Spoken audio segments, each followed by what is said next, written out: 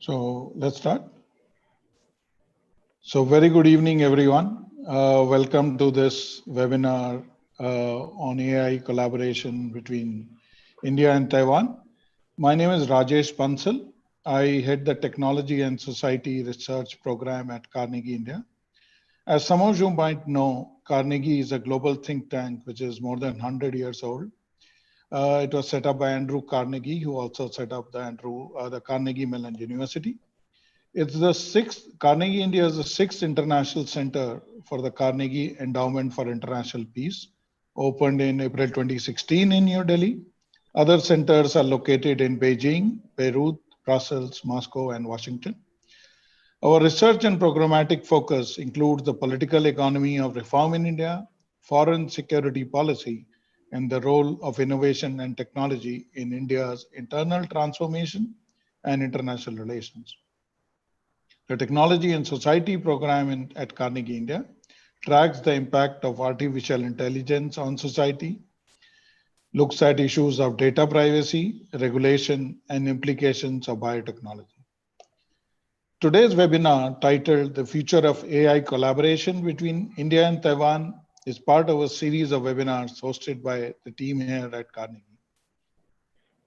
I'm delighted to welcome our panelists. We have an esteemed panel today. I'll introduce Dr. Pao-Ann, who is the project coordinator of the Indo-Taiwan Joint Research Center at the AI and Machine Learning Center at IIT Ropar in Punjab. He's also the Director General of Smart Living Technology Research Center at National Chung Cheng University in Taiwan and Director General Smart Technology Office at the Municipal Government Office in Chai Municipal Office in Taiwan. Welcome, Dr. Pao. Hello, welcome, Rajesh. Thank you. Yeah, most welcome. Then we have Umakant Soni, who's the co-founder of AI Foundry and Art Park, AI and Robotics Technology Park. Interestingly, I thought I should repeat it. The tagline for AI Foundry, and we'll talk more about it, is building leapfrog AI companies for the next 6 billion. Very, very ambitious, I would say, and I think he's the right person to be on this panel to talk to us about what AI can do. And then we have Ashit Kumar Padhi. He's an old friend, the director of DASA Labs, an Indian AI startup that aims to speed medical diagnosis. And just to tell you what DASA means, digitally assisted, sensibly augmented. So we have three important panelists with us. And before we go into the questions, let's talk. I'll give you a brief background to this.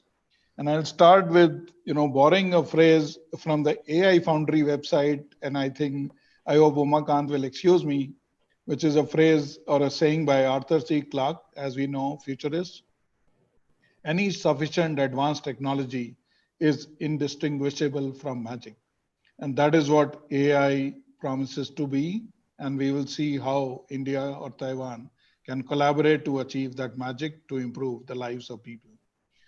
So through the webinar, we hope to discuss different ways the government and industry can collaborate on key AI issues like forming regulations, safeguarding ethics, fostering innovation, and building a talent pool to further the artificial intelligence and interests of both the countries. At the moment, Taiwan, as the audience knows, is uniquely positioned to set up a flourishing AI industry. It is known to be a flourishing manufacturing hub with all the big chip manufacturing companies there, because of which the country has built a large innovative engineering talent pool. Taiwan has realized its potential, has been implementing a string of initiatives and policies that have helped foster growth in the country's AI sector. As a result of such policies, many tech giants like Google, IBM, and Microsoft expressed their intentions of developing AI R&D centers and initiatives in Taiwan. Similar to Taiwan, India too has been consistently incrementing its investments in the AI sector. While Taiwan has gained considerable ground, India is still at an early stage of development of AI sector. And we'll have Umakant and Ashit talk to us about it. This year, as we are aware, the national government in India multiplies its investment in the innovation program Digital India to about $500 million However, among other initiatives, this project also supports progress in AI, machine learning, and 3D printing. The Ministry of Commerce and Industry in India has built up an AI task force to create strategies that encourage AI advancement. In a recent report, it has underlined the requirements for more prominent investments, more AI research, and patching up of school education programs. At this juncture, before I bring Dr. Pao in, India has an opportunity to learn from Taiwan and vice versa, and that is the theme of this webinar.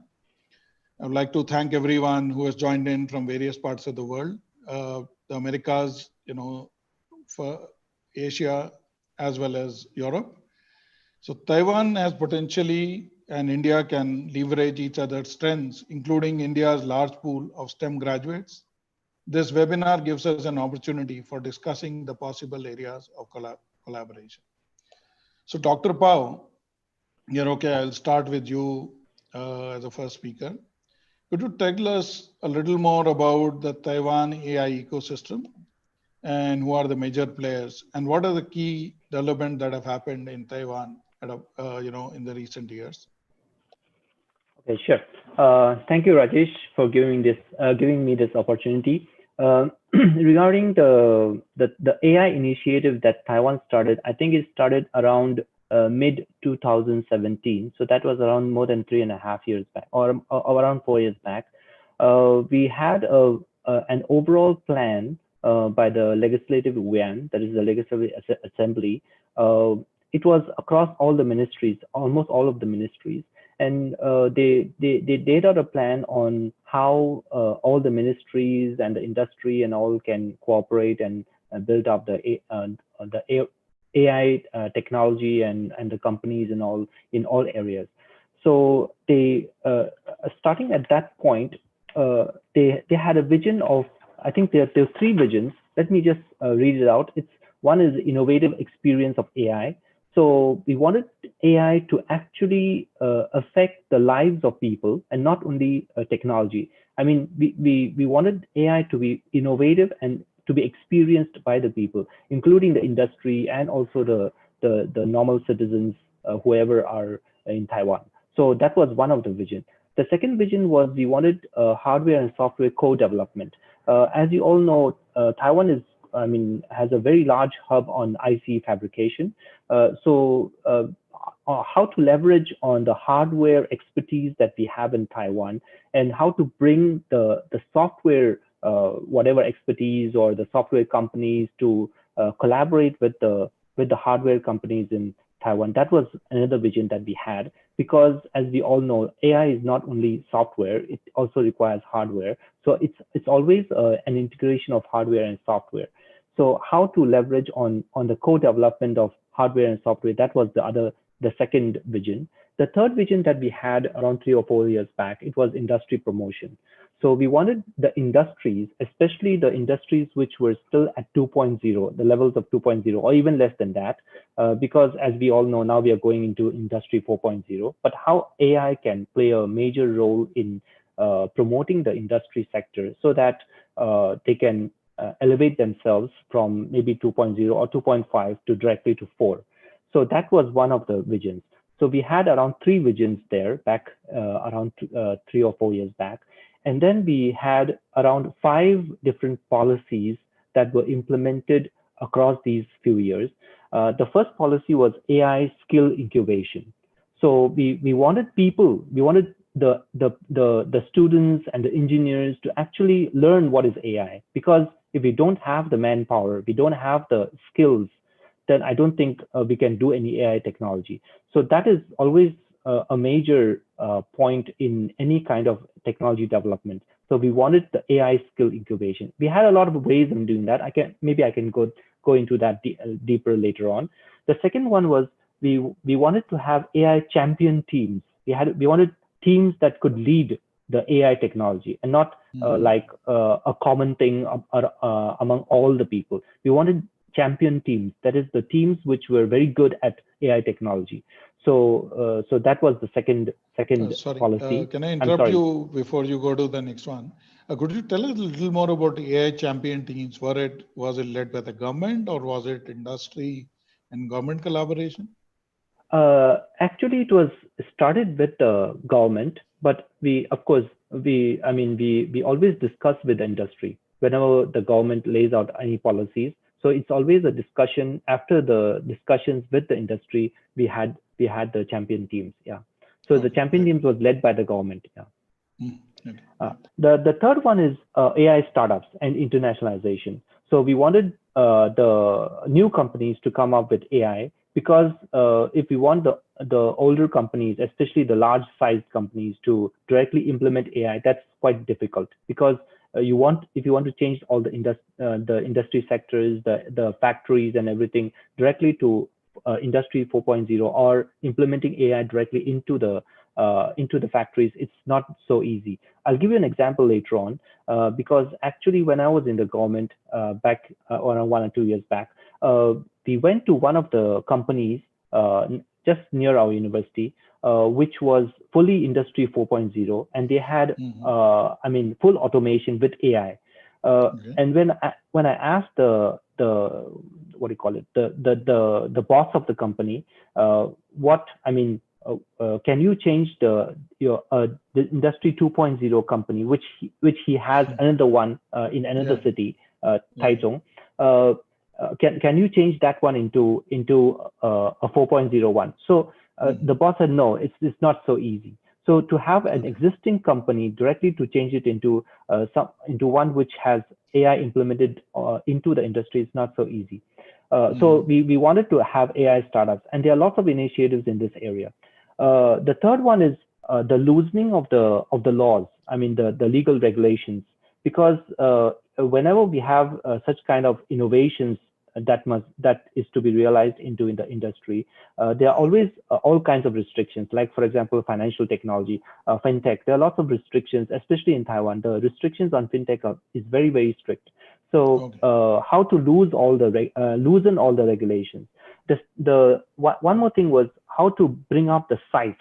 I mean the sites of implementation where actually we can implement the AI.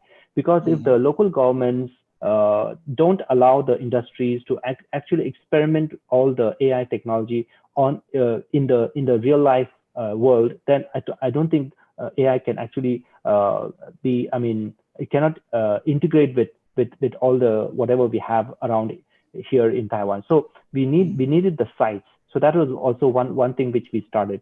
The last one is incorporating AI into industries. That was also something which we started back in I think 2017. So across all these years, from 2017 to until now, we have already implemented more than half. I think it's around 70% of what we initially planned. So that was all okay. the 5 main directions. Thank you. Thanks. And I'll come back to you on, the loosening of the laws later in the second Yeah, round. Yeah, that'll be sure. interesting. So with that background, Umakant, could you tell us about India's AI ecosystem and more Sure. on where we are as far as, Taiwan, compare and contrast, let me put it like this, on where we are in the AI ecosystem and government policy in AI? Sure. I'll try to give a summary of that. I mean, so very quickly, spent almost a decade in AI. First as an entrepreneur, and I set up the first AI chatbot company in India, 2009-10. And while we created the technology, we really struggled because there was no ecosystem in India. I spent a year in the Valley and understood the importance of ecosystem. And I came back and we started a venture fund called Pi Ventures along with my partner Manish Singhal, and we raised $32 million, funded by World Bank, CDC, Government of India, some of the leading entrepreneurs in India. They backed us. We invested in some of the top 10 AI companies, and we realized that in India we are not very system driven, right? We by very nature, because we are such a big country with so much a population, we like to leapfrog, right? Or so we think. But in case of AI, you actually need a proper ecosystem. And so then we've been working. Anna, she couldn't be here today, but we've been working very closely with Neeti, and they've been very, very receptive. We've been working with the Department of Science and Technology, and they've been very, very receptive as well. Of course, we've been working with METI as well, and they also have been very receptive as to what is the kind of ecosystem these young AI companies need, because there's some of them are growing really well. A couple of them have crossed $100 million in valuation, and some of them have gone international. That means that AI that you can grow in India, because of the data diversity and data quantity, is very robust. That means you're covering all the edge cases. So that means that if you build AI in India, you can take it to Southeast Asia, you can take it to Middle East, you can take it to Africa. It will work, right? I mean, I'll just give you an example. If I were to bring Tesla into Bangalore, it will get stuck in Silkport Junction, which is notorious for its traffic. But if I develop a self-driving vehicle in India, which can work in India, it will work everywhere, right? Because we have cows on the road, right? So if it can recognize cows and it can understand and appreciate the diversity, it will work everywhere, right?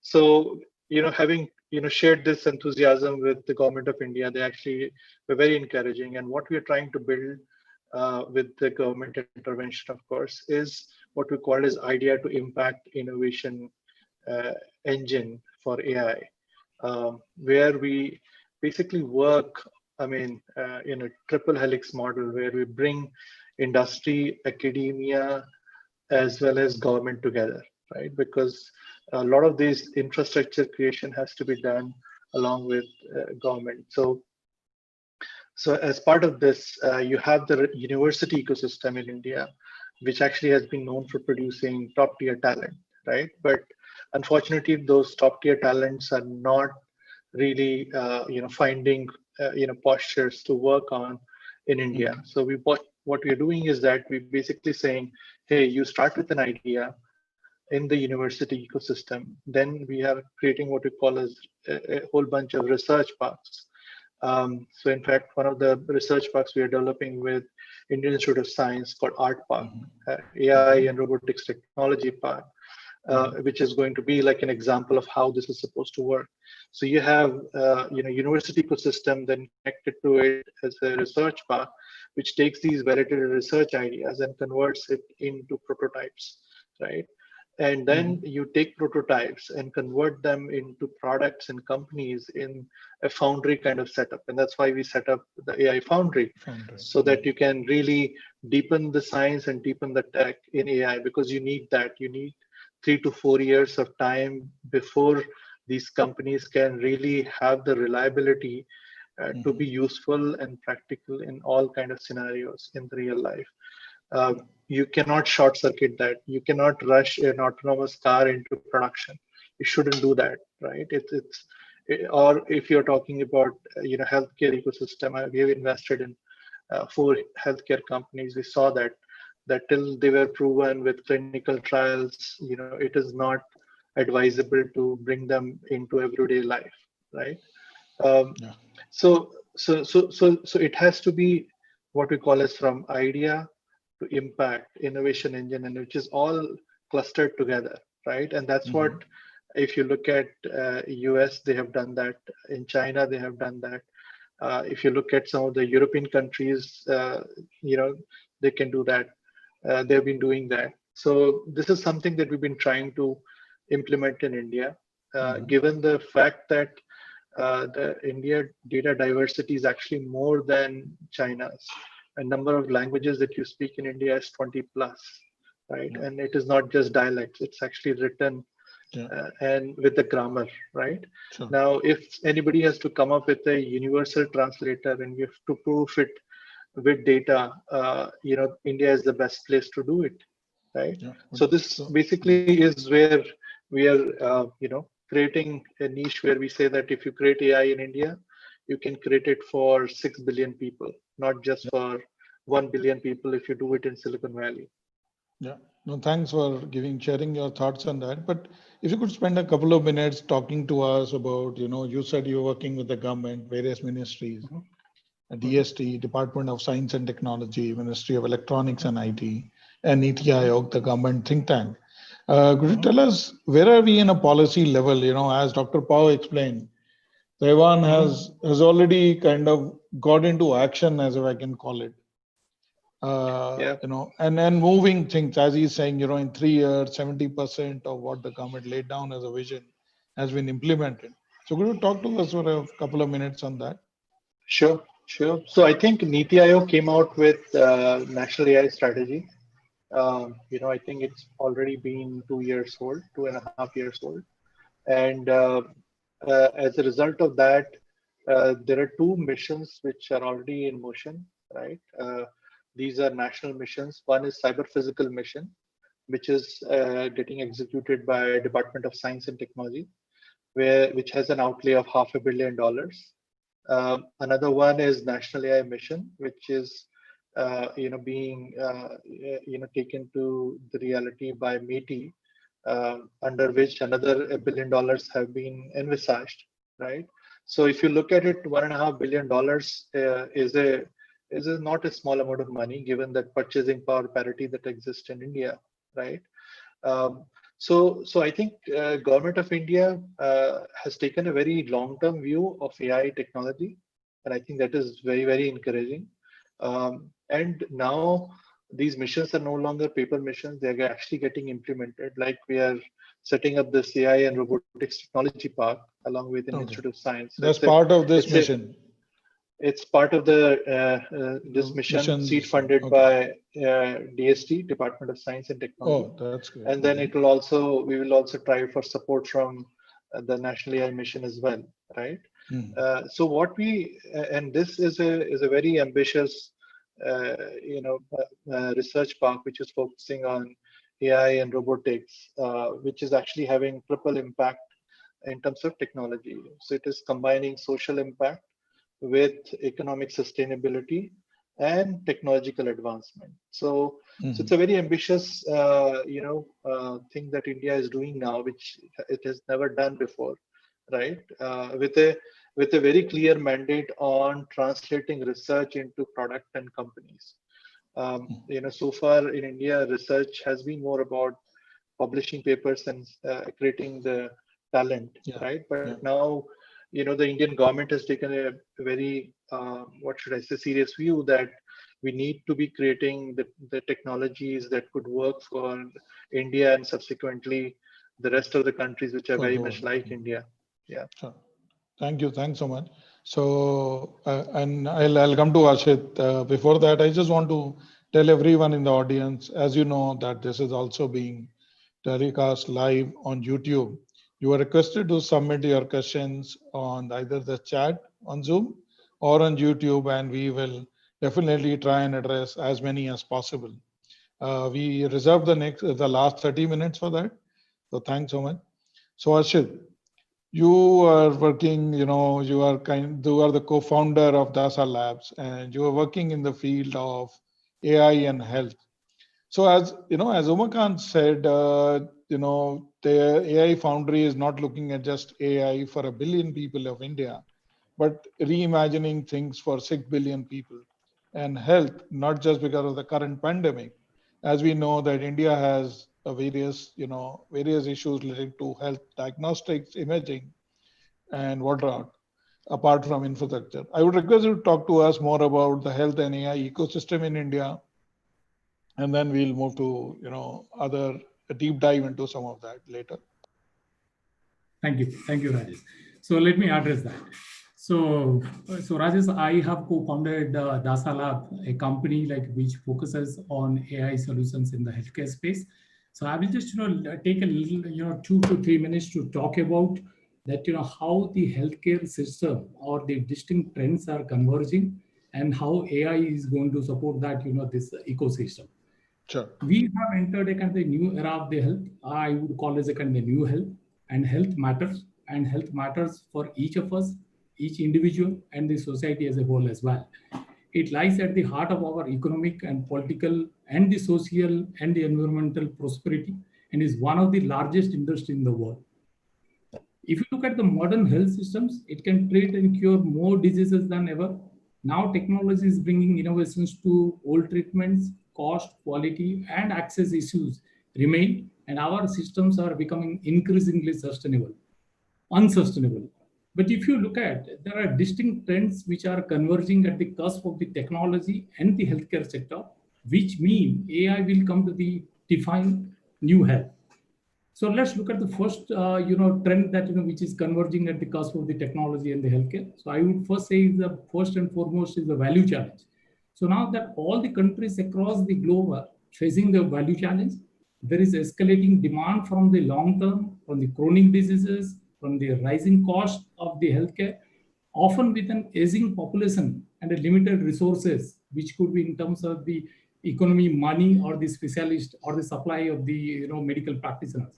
Yet we are continuing to invest in the facilities and the equipment that were built to solve a completely different set of the healthcare needs, and were not designed to cope up with this kind of the demand. So now if you look at a kind of hospital-centric system that we have in India, it deals very well with the serious health episodes that require days and the weeks of an acute care and for the ill people.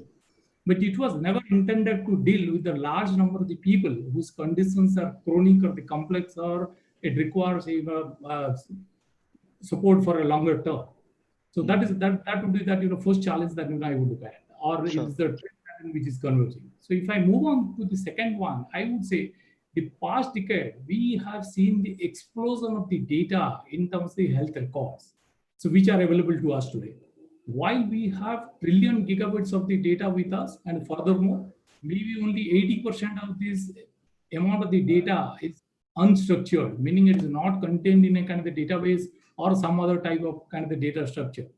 Now, staying current with this amount of the data and being able to access this data and derive some amount of the meaningful information from the data is beyond the scope of any human individual, no matter how capable and the intelligent the person is. Right? That second trend that I see. The third trend that I see is that the information technology, which is driving the new development in the healthcare sector. So if you look at the past decade, we have been focusing on the innovation provided by the medical products, delivering the historic and the evidence-based healthcare. But if you look at the present decade, we are focusing the medical platforms, which is focusing on the real-time or the outcome-based care. But when we look forward and when we look for the next new decade, then this decade is going towards the medical solutions, which is going to be AI. It is going to deliver the intelligent solutions, and it is going to be both evidence and the outcome-based, and is going to drive the preventive healthcare. So that is the third trend that I see. The fourth one I see is that generally there is a willingness of the general public to be more active participants in their own health and be a part of this wellness, which has reached the critical mark, right? So those are the trends that I see that which are converging at the cusp of the technology and the healthcare in India. So now that I will tell you that as a healthcare as an industry, what are the kind of problems that the industry is struggling with? The first you mean healthcare, and sorry to interrupt. You mean you will focus on AI and healthcare where we are, and yeah. Okay. So the healthcare industry, if you look at from the problem point of view, so there is a shortage in the supply, both in the number of the healthcare professionals needed to treat and care for the increasing number of the sick people, and the availability and the access to a broader range of the necessary services, which was not there earlier, right? That is the first challenge that we are facing with. The second one is that the cost of the care is growing much faster than the countries or the country's economy that that afford. Per capita income, And the third one would be that the citizens are also increasingly expecting care on their own terms. So I would say that now the patient doesn't want to be called as a kind of patient. The patient wants to be called as a kind of customer. So if you look at the new services, that the demand from a patient is much more like a kind of customer rather than being a kind of patient that we used to see earlier. And the fourth one is like always the unknowns, like the COVID that we have been experiencing right now. Right now, to couple with all these problems, then we have the explosion of the healthcare data. So you have seen that healthcare data that which has been growing at an exponential rate of almost 47+% of the CAGR or the CAGR for the last couple of years. And today we have trillions and trillions of gigabytes of the data which are there with us. And now there is also a rise in demand from the aging population to address the gaps in the healthcare services as well. So if I talk about a kind of one data point today, if you really see that we have almost 0.76 doctor and 2.09 nurses per 1,000 population. Whereas if you look at the recommendation from the WHO, we need 1 doctor and 2.5 nurses for the per 1,000 population. So we are sort of the supply that I was referring to. Now, if you look at the hospital beds as well, like today we have 1.3 hospital bed per 1,000 population, as compared to the WHO recommendation of 3.5 hospital bed per 1,000 population. Yeah. And in the current scenario, every calculation has gone bust. Yeah. Absolutely. And also, if you look at it, like the non-uniform accessibility to the healthcare across the country as well. So if you look at the India demographics, we have 66% of our population, they live in the rural area, and we have 30%, 34% of the people they live in the urban area. Whereas if you try to extrapolate that with the healthcare professionals or the doctors, you will find that in the urban area we have almost 67, and in the rural area we have only 33% of the doctors. Right? So that is a gap that in which is creating this healthcare ecosystem. I completely believe, or I'm of the firm belief that AI will play a significant role in solving all these problems that to support the human diseases. Sure. Thanks, Ajay. So thanks. That's a very good overview of the issues in healthcare sector and the potential use of AI. So Dr. Pao, if I can ask you, there are multiple use cases of AI that we have seen, right from autonomous vehicles to industrial automation to healthcare. What are the key use cases which are being driven by the Taiwanese industries? And what are the challenges you think the startups in AI space still face? Okay. As far as the different areas in which AI could be applied in Taiwan, due to the national health security policy that we have, it's covering all citizens of Taiwan. So the medical facilities and the medical area is something which AI has been applied, just like Ashit was describing. We have several large hospitals that have P2 and P3 labs that are doing intensive AI applications in medical diagnosis, in healthcare, in preventive medicine, all kinds of areas. So that is one thing in which AI is being applied in Taiwan. The second is smart manufacturing, because Taiwan has lots of companies that are doing manufacturing, and AI is being applied. So that is also one of the areas, the focused areas in Taiwan. So one is medical, one is smart manufacturing. One more thing which we just started is smart farming. Though the equipments that are used in Taiwan for farming are not, very advanced, but as far as when AI is applied to the watering mechanisms, the crop development, and also the plant diseases, these are all the areas in which AI is being applied in Taiwan. So smart medicine, smart manufacturing, and farming, these are some of the areas. But of course, there are also other areas in which AI is being applied in Taiwan, which are being promoted by the Ministry of Economic Affairs, along with the local governments.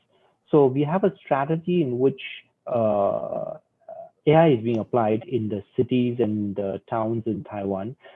It's more like the local governments propose the topics where AI could be applied, like the traffic, the whatever. Because the local governments know what is required.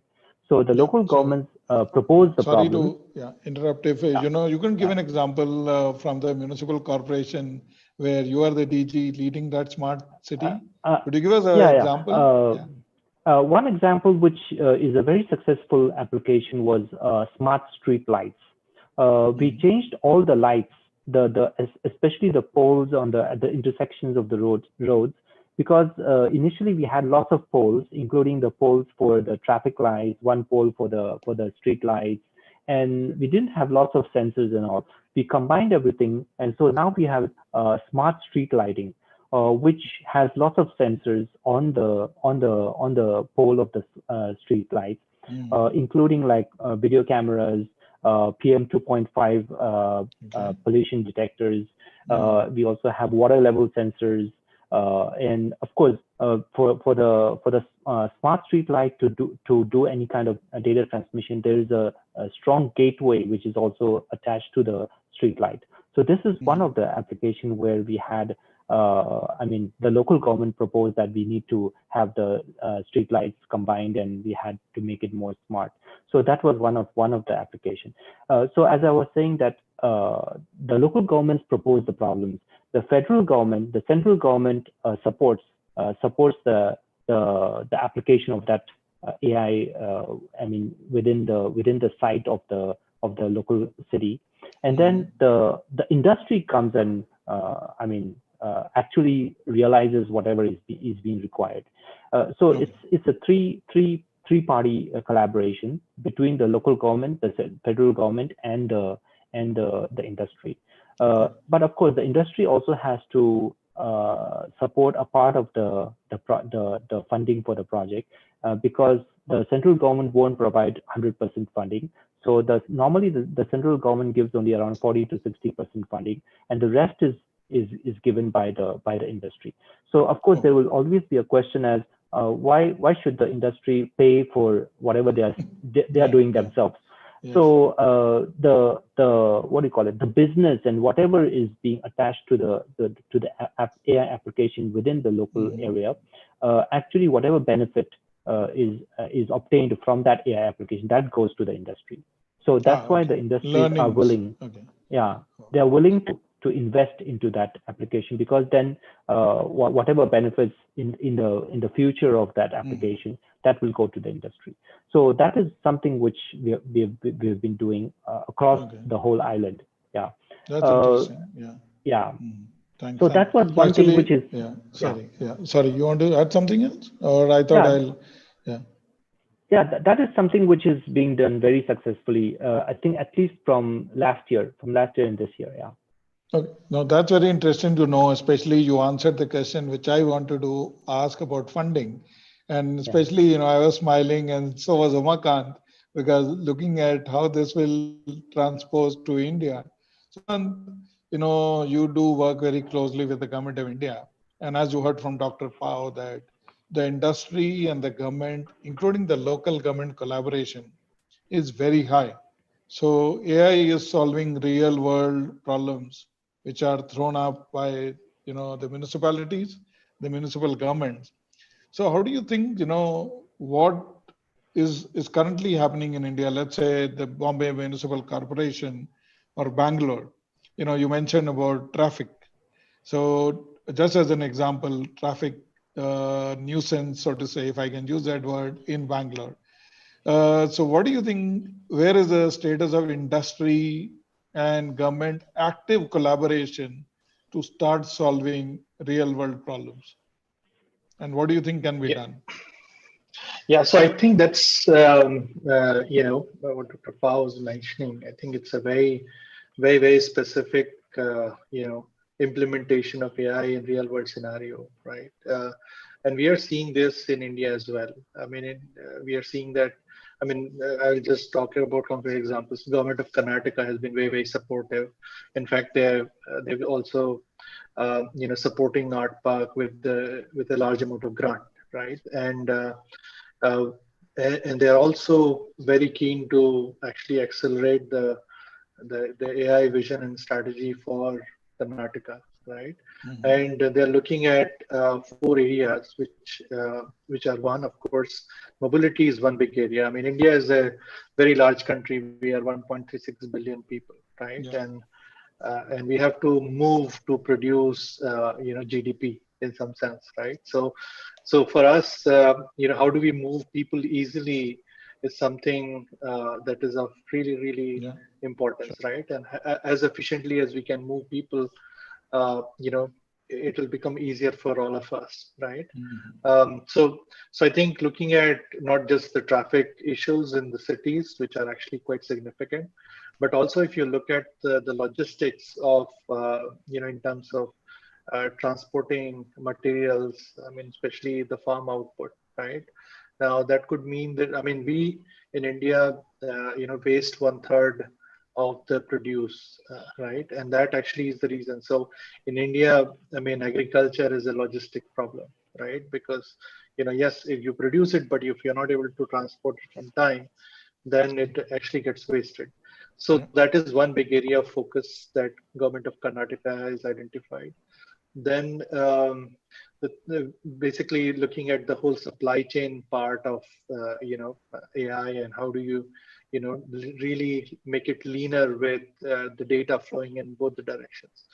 Um, then the another big area is of course healthcare, as uh, Dr. Ashit Padhi was also mentioning, right? And it is not just looking at healthcare from the perspective of diagnostics, interventions, and also looking at how do you use it in recovery, but actually going beyond and looking at pharma, because Mhm. we see that data driven drug design is going to substantially reduce the cost of medicines, right?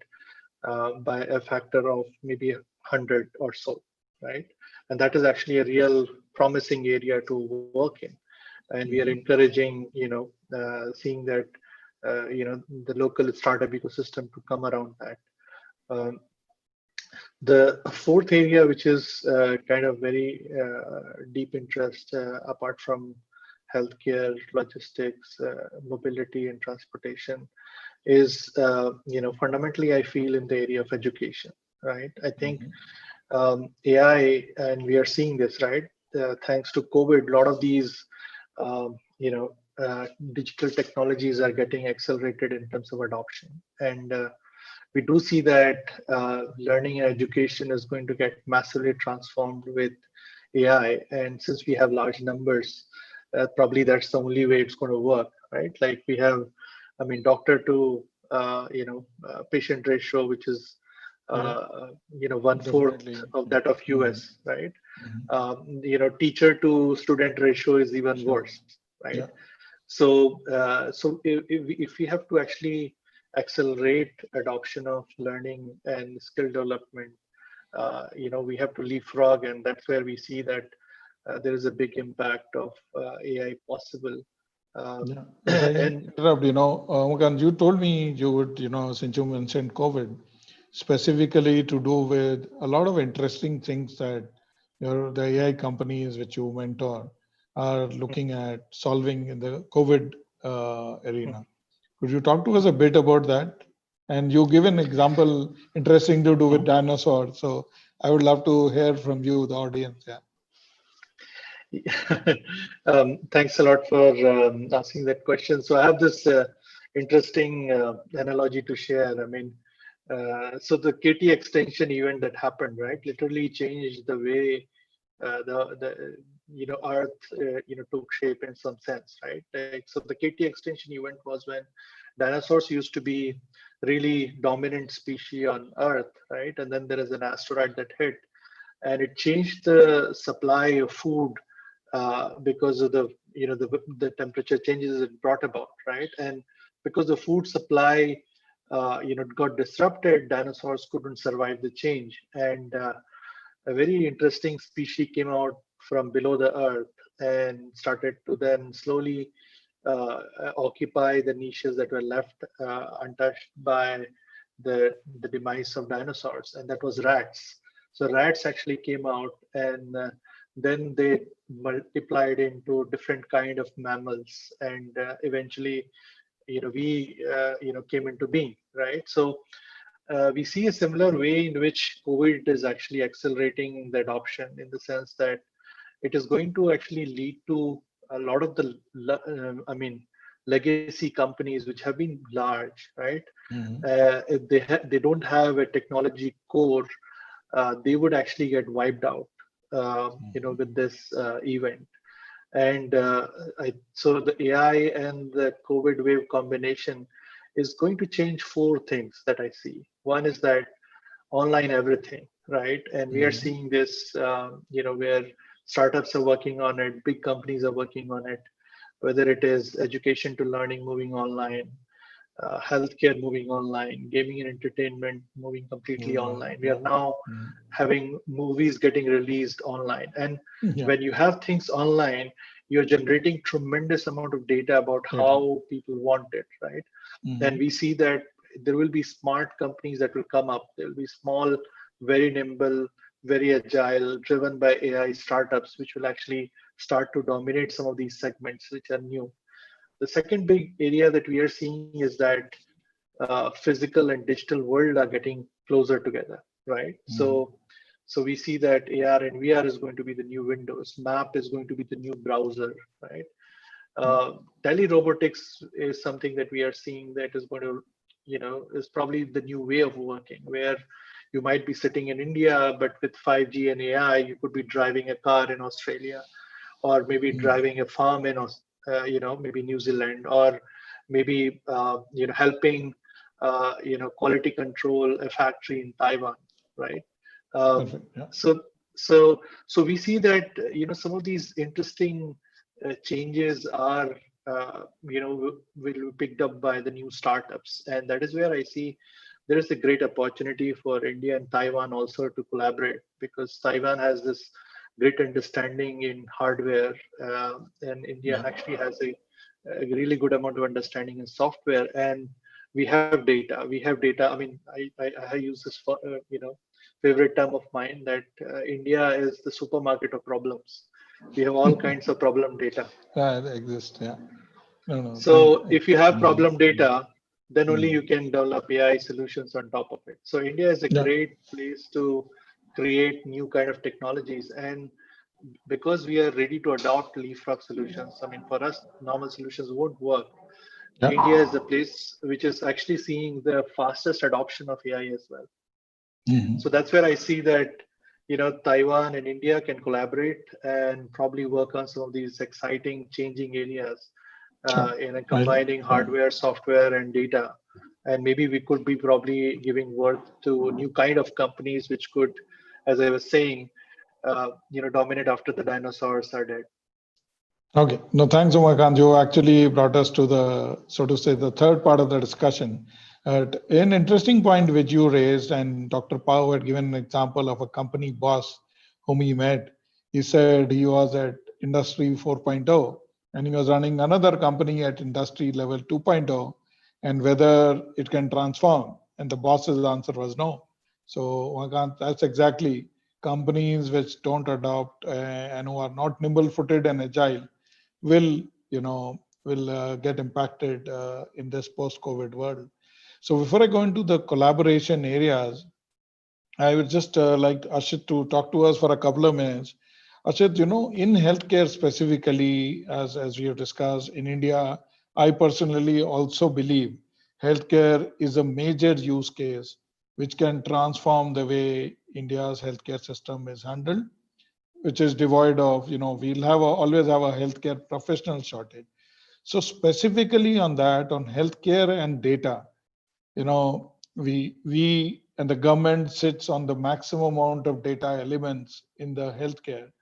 So what is your take? What is the challenge do you think India will face in implementing AI in healthcare?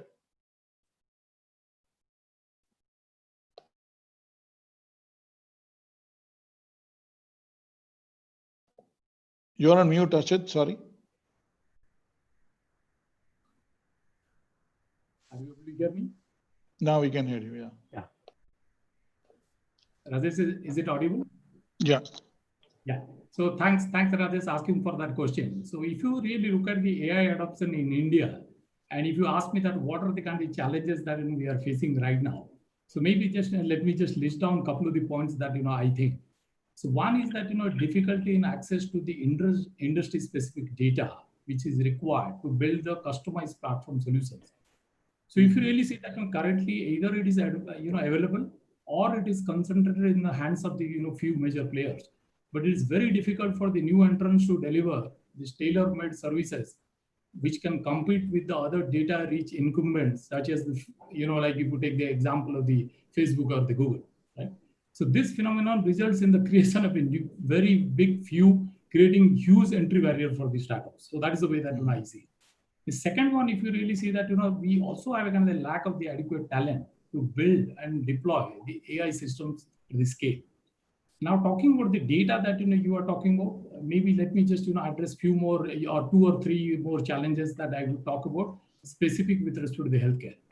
We and have data, please, yeah, with and respect data, to the data. We have the absence of the collaborative effort between the various stakeholders. So if you really see that while India has adopted already the electronic health record or the EHR or the EMR policy, there is no sharing of data which happens between the hospitals today, right? Because since each of the hospital chain have adopted their own interpretations of the digitizing the record. So if you look at the Healthcare Information and the Management System Society, which is HIMSS, and if you look at the 8 grading system they have with respect to the EMR-AM maturity model, which says that to achieve anything beyond 4 level, which mandates that CPOE, we call it the CPOE, which is called as a computerized physician's order entry.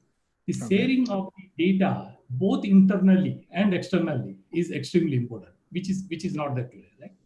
Second is that if you look at the patient privacy and the ethics of the data ownership, we see a kind of challenge there as well. If you really try to access the personal medical record, it is strictly protected in India. In recent years also, while the data sharing between the hospitals and the AI company has happened to some extent, but it has generated the controversy. The questions are like, who owns and controls the patient data needed to develop a kind of new AI? Should hospital be allowed to continue to provide the vast quantities of the data, whatever the data they have from the patient perspective? Can that be de-identified or anonymized and can be shared with the kind of AI companies? Third could be that how can the patients have the rights, or how the patient's rights to the privacy can be protected as well. Then the other thing could be that what are the consequences if there is a kind of security breach with respect to that this data. So this is more with respect to patient privacy and the ethics of the data ownership that I will talk about. But with respect to quality and usability of data as well, there is the challenge still. If you look at a clinician's note today, not all the clinicians' notes are in the electronic medical records format. They are today, and difficult to interpret and process them as well. Sure. Similarly, Thanks. Data inaccuracy problem as well. Yeah. Thanks, Ashit. So let's come to the last part of this conversation. So Dr. Pao, you heard Umakant and Ashit, and so you lead the the research center, India Taiwan Artificial Intelligence Research Center. So could you tell us, first, Umakant mentioned that India is known to be a software hub, and Taiwan is obviously always been known as the hardware hub. Everything we use, I'm sure most of it is manufactured. the brain of it comes from Taiwan. So looking at that, what do you think are the possible areas of collaboration? And also, could you give us a sense of how do we solve the issues of anonymization, data privacy, data exchange layers, and what have you done in Taiwan, and what can we learn from Taiwan in India? Thank you for the question. As Rajesh just said, Taiwan has several large IC fabrication companies like TSMC and UMC. Both of these companies, they account for around 60% of the market share in IC fabrication. And India, of course, the world knows that most of the software are being produced in India. So as far as AI is concerned, we think that edge computing, as far as the Minister of Science and Technology told us, I think around 1 year back, that edge computing or edge AI is something which will take off in the future 2 or 3 years, because most of the AI models and AI algorithms or whatever software, the theory behind the AI has already reached a point where it's very difficult to get more accuracy or to squeeze more accuracy out of those models. But there's one problem which we saw. Like there's an organization in Taiwan which is called ITRI, Information Technology and Research Institute. It's a very big organization, and it's a non-profit organization. It has around more than 200 persons working in the AI center, and they are doing lots of AI implementation.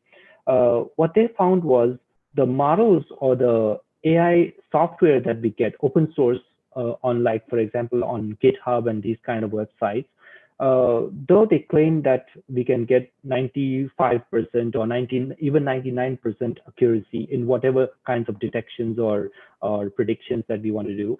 But when we apply it to the industry, we find that the actual accuracy goes down a lot. For example, it might even go down, like, for example, 60 or maybe 70%. And that is very, very much unacceptable. And even if it stays at 99%, that is not what the industry wants. For example, the industry wants 99.9%, because if like, for example, anomaly, automatic optical inspection, AOI, that is something which is being done in the manufacturing industry. The accuracy of AOI has to stay at, like, for example, 99.9%, but the algorithms can only provide 99 point something. So there's still a distance. And not only about the accuracy, the other factor is about the efficiency, because the industry wants the inspection to be done like in the order of milliseconds. But the algorithms or the models, if they're in the cloud, like in some cloud server, it takes maybe several seconds. So that is not acceptable in the industry. So what we are doing in Taiwan is we are trying to focus on edge computing. So for edge AI, we need both the hardware and the software to be directly used locally in the industry or at the factory. This is something which I think can, be a great initiative between Taiwan and India, because Taiwan has hardware and India has software. And this is where the collaboration could actually result in very good edge AI products or devices. But of course, we need a long-term strategy of how this can be done. I don't think, we here on this platform can actually start everything here. But I think that is something which I think will be a very good collaboration between the two nations. Yeah. So edge AI is something which I think we can work on. Yeah. Great. So I and especially with sorry, Dr. Pao, I brought in Rohit Sharma. Sorry, Umakant, I'll just bring him in. I'll just come to you in a minute. Professor Rohit Sharma, welcome. He works at IIT Ropar along with Dr. Pao. So Rohit, what is your take on what are the key areas in which you and Dr. Pao are working on for a collaboration? Could you talk to us very briefly? Yeah, thank you, Rajesh. And it's always good to hear from Eric. Thank you, Professor Eric. Hello, Eric. Hello, Rohit. So I'm representing IIT Ropar. I'm a faculty of electrical engineering, and I'm the co-coordinator with Professor Eric for the Indo-Taiwan Joint Research Center.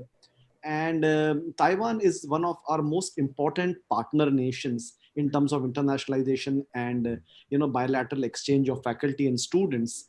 And in this context, I think it was in 2017, 18-ish, when CCU and us came to a common platform to do collaborative research in the broader area of AI, machine learning, and things like those. In our strategic vision mission document that we have prepared, we have identified some of these disruptive technologies like artificial intelligence as a key pillar where we see a lot of things happening. We being a very young institute, as you know, we are a 12-year-old IIT. It's a very important thing for us. And we are very happy to see that last year, the center got formally inaugurated. The Minister of Science and Technology and His Excellency, the Ambassador, came personally to visit us in July. And since then, it has been a great success. To give you just one metric of the success, a third of our students going abroad for internships actually go to Taiwan as a nation. Okay. And as you know, in IITs, students going abroad is a very, very common feature. And a third of them preferring Taiwan is a great sense of satisfaction for me and Professor Eric in general. So, I mean, it's been a great success so far. There is a slight dullness because of the current ongoing COVID crisis. Yeah, I understand. I'm sure we will overcome it. And we look forward to the participation of people from the entire country, including Carnegie Foundation, Niti Aayog, and other panelists. And Professor Eric and I would be very happy to, work on some of these common technologies and challenges. Okay, thank you, Dr. Red. So, Umakant, coming back to you, you wanted to say something. Sorry, when I brought in Dr. Sharma. Sure. Yeah, on the collaboration. Yeah. So I think it's exciting to have talent collaboration, and I think it will be even more exciting to have, research, product, and companies collaboration as well. And I think, I really like what he was outlining in terms of the edge AI, and that is actually the real way to make it practical in the real sense, right? And especially with 5G coming in, I mean, you will have the enough communication at the edge. Bandwidth specifically that you could actually compute. You don't have to get the data back all the way to servers and then do your manipulations there. You could just do it there itself. So the latency is going to be near close to zero, right? And for a lot of the promise of AI to work, this has to work, and that's actually is a very, very interesting and exciting area that we are also pursuing in the AI and robotics technology park as well, and specifically looking at things from like telerobotics to drone skyways. Looking at how the transportation in the sky will change, to looking at nanobots, which are like really, really small bots, and they can be put inside the body, and you could change the way the drug delivery is done. Yeah. It sounds futuristic, but I think, these are the possibilities that we have not even started exploring with AI, right? And these are some of the areas where, Taiwan's focus on really, really small detail in terms of the hardware capability, I mean, really, really is going to matter. And the point that Dr. Pao was mentioning about reliability, right? I think that actually is, I mean, I'm coming from an industry background, and I see that the data algorithms which are promised at 95, 96, 97, 98%, they don't work in real life because they've never encountered the data. And I'll give you one very, very specific that was and it was an autonomous drone. Are you able to listen to me? Sorry, go on. No, I lost you for a few seconds. Go on, please. It's okay. Yeah. So the drone was supposed to land on a moving boat, and because when you are doing it in the lab, you're not looking at shadows and reflections, right? Oh, yeah. But when it was, yeah. So when you were actually trying to make the drone land on this moving boat, and then you had shadows and you had reflections, and it won't work, right? Now, this is a very small example, but something that I'm sharing with you. One of the companies that we invested in, which is a company called Sictuple, they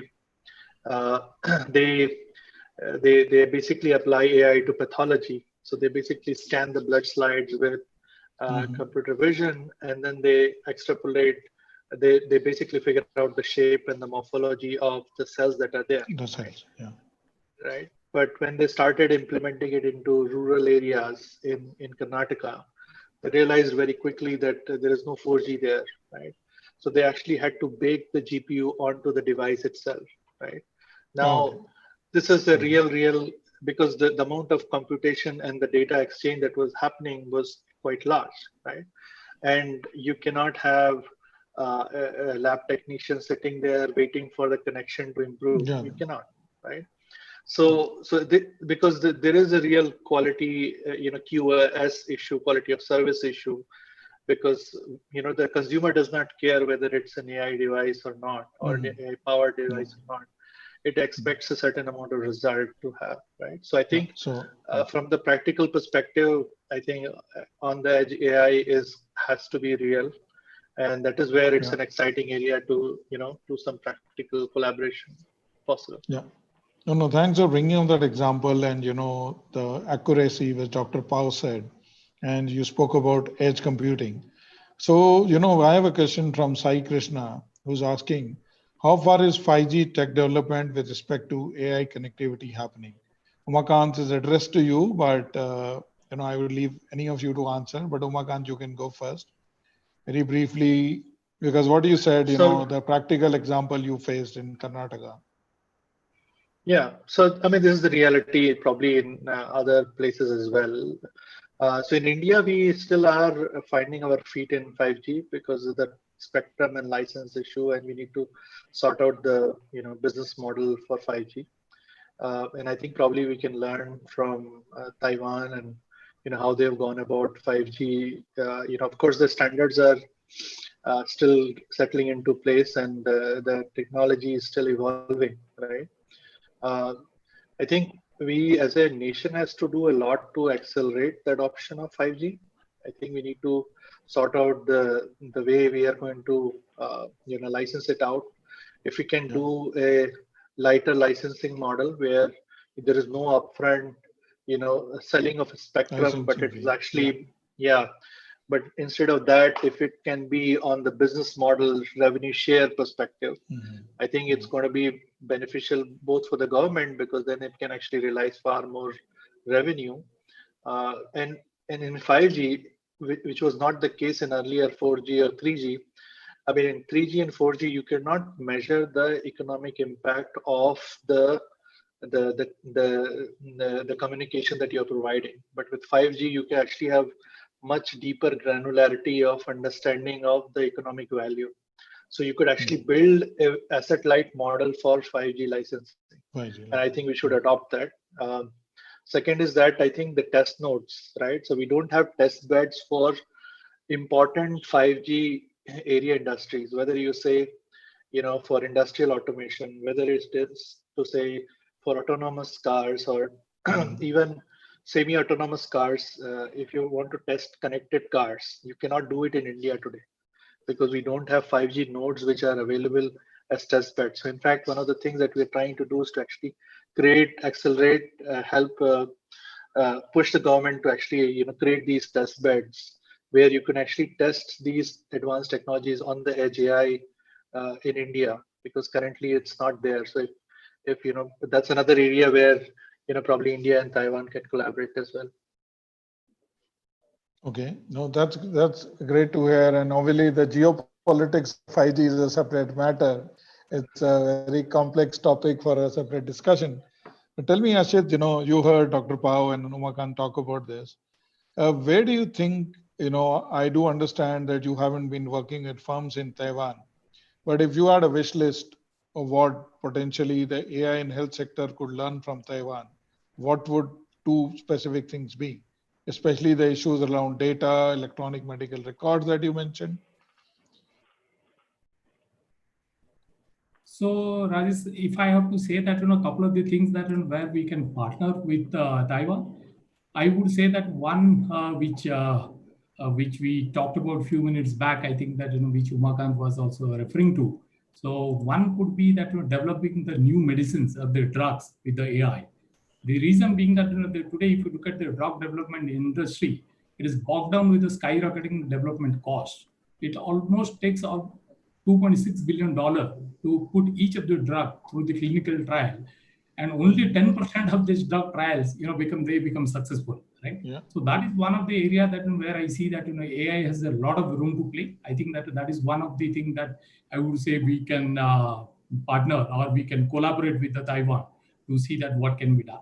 Second would be that, I think is the mining and managing the medical data. So I talked about earlier as well. So there is a humongous amount of the data that which is available. So if there is a partnership or the collaboration where we can jointly see that what is the data that we can be exchanged between both these countries, and we analyze the data and we derive some kind of meaningful information out of it, and then derive the solutions based on the meaningful information that we'll get from this data.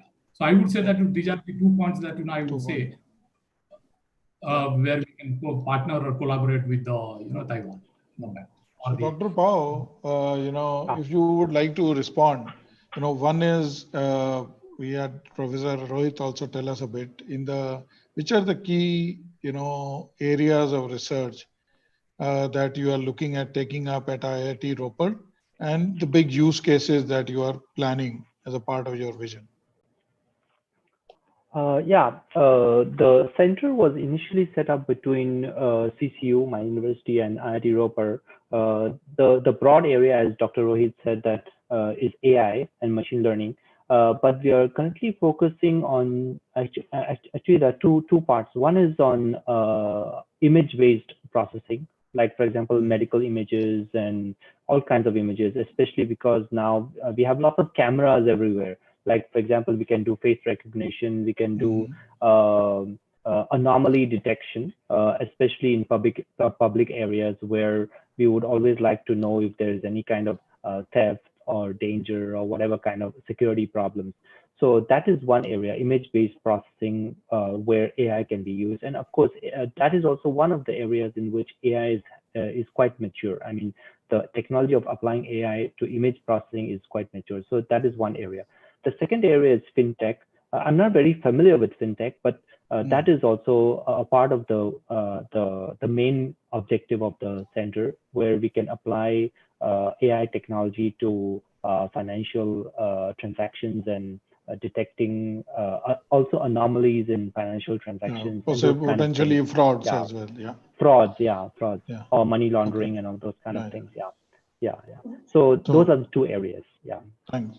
So, I have a question from Pratik Datta for Pao and Umakant and Ashit, but I'll first refer to Dr. Pao, and especially, in India, we say the guest is like God. Thank you. So you, Thank you. It's an honor that you are available.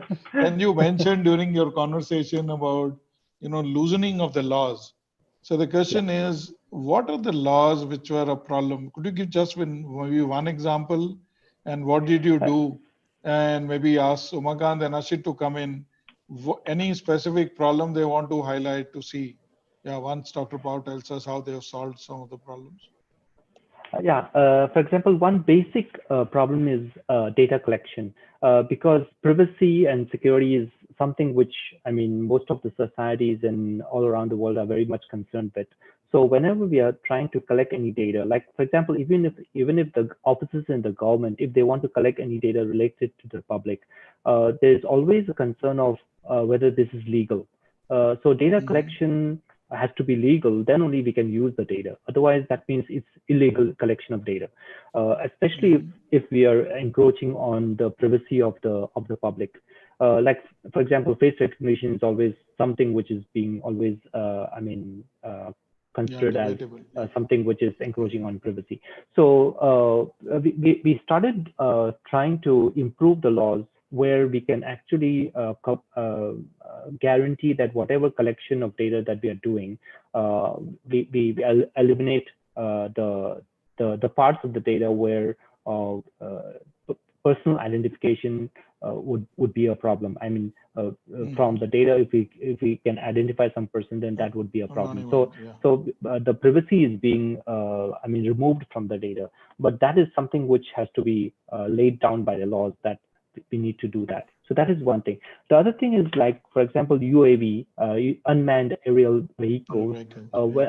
This is an area which Taiwan is currently trying to lay down the laws, because for example, if we fly UAVs, if it is a very small UAV, then of course we don't need to register it. But above some kind of weight, or if it is too big, then of course it will cause some danger to the public or wherever we are trying to fly it at. So we need those laws. So we have set up laws of, like for example, below 400 meters, is the local government. The local government will Okay. be responsible for controlling or who is going to fly and what kind of UAVs can be allowed and all those kind of things. And if it is above 400 meters, then it's the federal government. So those are the laws which we are trying to lay down. Of course, there are also something like, for example, if you want to promote innovations, then we need to have sandbox regulations. So we're also trying to do sandbox regulations that is the limited scope of experiments where the innovations can be promoted. Because if we don't allow any kind of experiments or experiments which seems to be dangerous, then I mean the innovation will be stifled. So because of that, we have sandbox regulations which says that okay, you can do some kind of experiment at some specific locations under some kinds of restrictions. So those are laws that we are trying to lay down in these few years. No, thank. That's very, very helpful. And, because we are also currently facing a number of regulatory issues. And Umakant, I have a question from PM Hebleker, who's asking, and you could, also talk about the UAV issue with, the clarity that has come in and what India is currently doing. I'm not so cued in. I've been reading about certain regulations and draft guidelines issued regarding drones. So the government of India is currently finalizing a national cyber security policy. He wants to know whether AI, IoT, ML is also a part of it, and also talk a bit about the UAV and regulation in India. Whether you see it's a challenge, and we have more remote areas where we could do drug delivery to everything, not just pizza that's talked about. Yeah.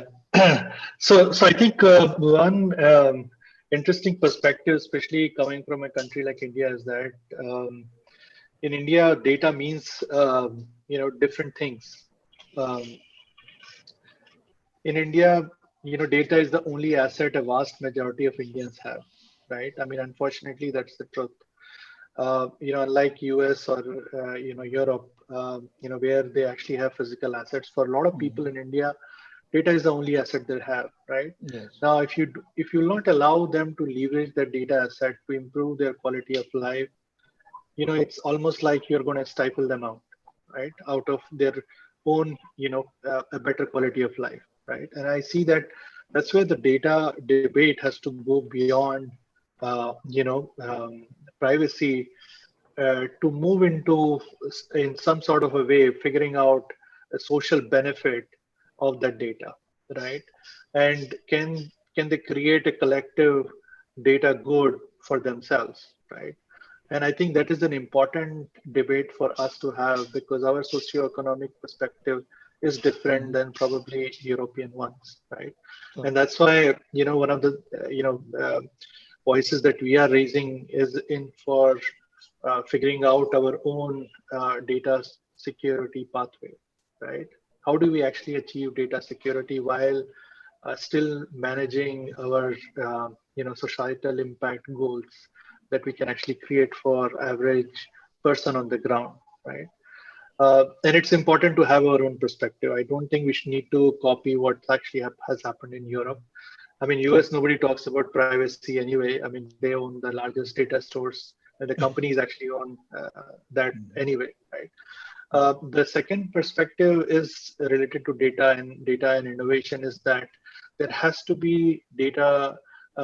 Data banks residing in data fiduciaries, which are a lot more neutral, right? Where who don't have profit as a motive, so that you can actually actively encourage, innovations to come on top of it, right? I mean, Dr. Padhi was talking about the same effect that I've seen a lot of startups struggle with, is that having access to real data is often impossible, right? And then you can't compete with Google and Facebooks of the world, because they are at a different level in terms of when it comes to looking at data. Third thing, which is specifically about the drone, and I think there, it's kind of an interesting approach that we are trying out. I mean, in India also, it is still a moving target in terms of the regulation part. But I think, like we have roads, we need to define roads on the sky, right? And just like the way you cannot drive a vehicle if you're drunk, if you don't have the a vehicle that is roadworthy, you can't go on and drive today, right? The same way we need to define these roads on the sky. We are calling them skyways. And then there are minimum regulatory perspectives that you need to fulfill to even get onto that skyway, right? And I feel because today the regulations are all about that you have to fly the drone within the line of sight, right? You cannot go, so you cannot actually have autonomous drones, right? Which are the real use cases of drones or UAVs, right? So for that, we need to create this kind of infrastructure. We need to create a common framework. We are trying to develop one. If Taiwan, is interested in, we would be happy to collaborate and come up with a standard that we can start to play with and then look at adopting it. So we are trying to actually create these test beds, as Dr. Pao was also mentioning. That is actually extremely important for some of these innovations to happen, right? Like even to test skyways, you need to have a test. Yeah, I mean, otherwise you would be creating regulations which are going to kill the very industry that you're trying to protect and promote. Yeah. So Ashit, coming to that. One point to what Umakant was saying. Yeah, please go on. Can I go on? Yeah. Yeah. So one of the recommendations could be that if at all we will be able to create a kind of marketplace with the multi-stakeholder from the multiple discipline, in collaboration with the central government or the state government and the industry bodies, right? There we can create a kind of marketplace for the data. Then the data which has been already been annotated, it could be a kind of data annotation marketplace, and a kind of solution which is a deployable model of the AI solution. So if you are able to do that, I think that that will help the community or the AI community to a very large extent. Yeah, see, marketplace is a very mature concept. So my perspective is that marketplace is going to be an end state, but you have to start probably with maybe one or two areas, where you actually create a data bank, and then you slowly expand the use cases, and then you build it up, and then eventually it leads to marketplace. You cannot come up with a marketplace in a diverse country like India, because it is impossible to bring all the stakeholders together, because the trust element is a lot more lower. I mean, it's different in Scandinavia. We saw them attempting to do, they have a data exchange that they have created.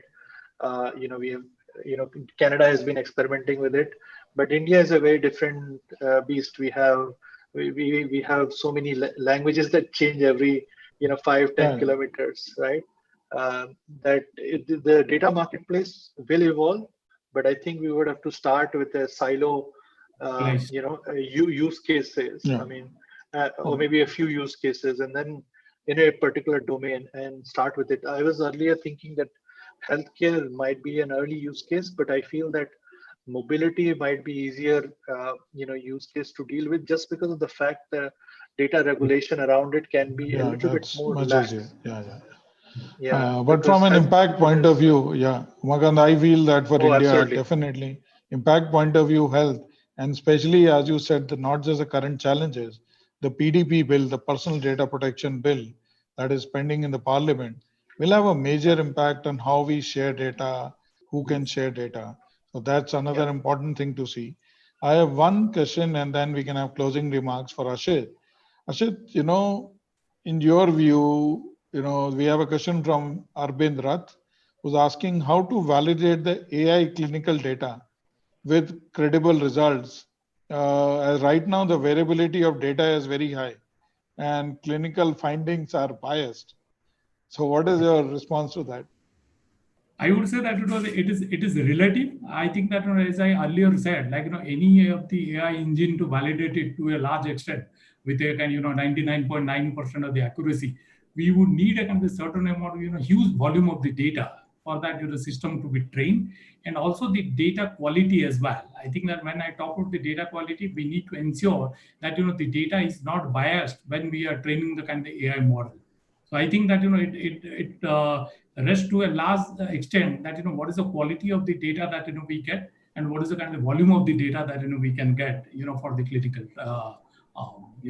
processing. And even then, we may not be able to reach that level of reliability, especially in healthcare, because we ourselves, with so much of ability to handle complexity, know very little about human body and how it interacts. Yeah, and with the ever-changing nature of this virus itself, AI and might not be very helpful at this stage. It could be so with this, we are aspiration, sure. So with this, coming to the end of this session, maybe we'll request each of you to maybe give a 1-minute closing of what is your key takeaway and what's your message to the audience for usage of AI, and as we have all seen, the potential collaboration. I can easily see the powerhouse of software India and the powerhouse of hardware, that is Taiwan. There is a lot in common. A good beginning has been made with IIT Roper. And I'm sure there are more opportunities, and this is a webinar, a step in that direction.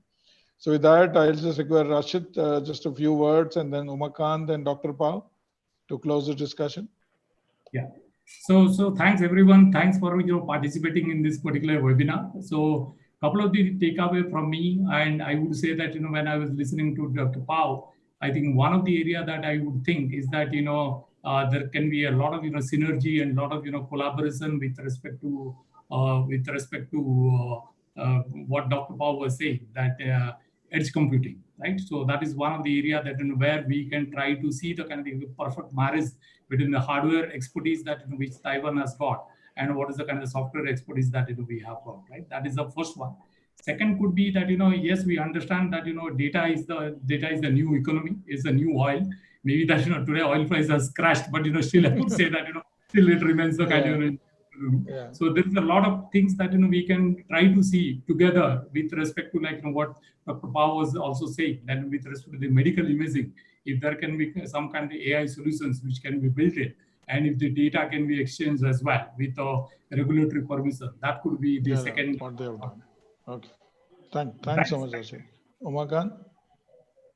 I think it was very interesting to understand, at various levels, Taiwan, is actually implementing or, shaping to implement AI, right? From the municipality to, the central government level, right? And I think that was an interesting perspective to hear.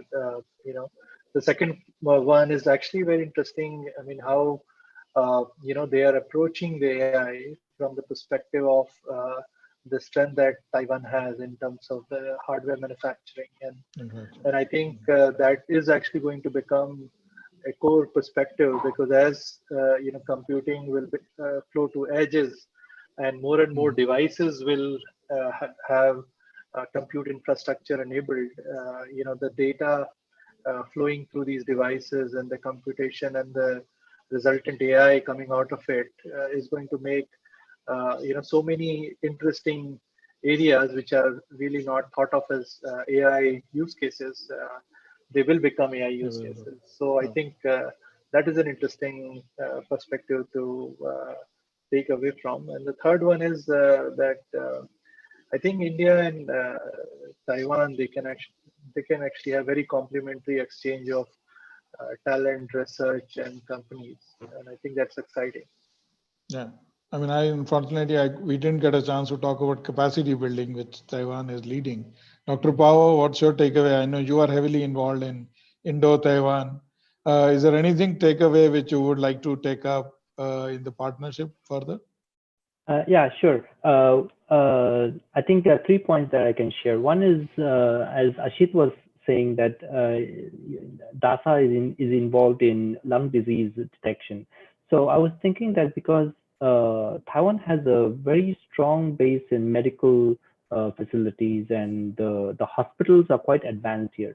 So I think we can actually do some collaborations. Like, for example, if you have some systems like for lung disease detection, actually we can do some collaborations in this area also. The second thing is, today we didn't discuss about startup exchange. So maybe this is more related to Umakant. We have been doing this for some time, like the startups in India and the startups in Taiwan. So if we can do some kind of exchange between the startups, I think we can create some, very interesting collaborations where two different startups with different local markets can actually collaborate and maybe even go faster into the international market faster. So that is something which I think we could also work on later on. The third point I would like to share is currently the federal government of Taiwan is trying to build a big UAV test, we call it test park, just like a science park. So it's basically for UAV. And we also have a research center nearby, which has been involved in creating very large UAVs, as large as aeroplanes, big aeroplanes, but those they were creating for military purposes. Now they are trying to move it to commercial purposes.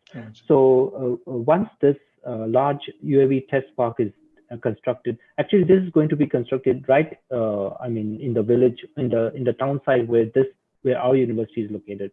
So once we have that UAV test park, I think we can do a lot of experiments, especially if there are some startups which would like to do experiments in Taiwan. That would be a very good, opportunity for collaboration. Yeah, that's my. So thank you so much, panelists and all the attendees who have been patiently listening to this for the last 90 minutes. And I think from the Carnegie Endowment, this is a small beginning where we could contribute to bringing everybody together, have a freewheeling discussion on where we could collaborate. And this is just one of the first sessions we are having on AI. We look forward to more and more engagements in the future. Thank you very much. Thank you. Thanks, all the Thank you, participants. everyone. Take care. Thank you. Bye.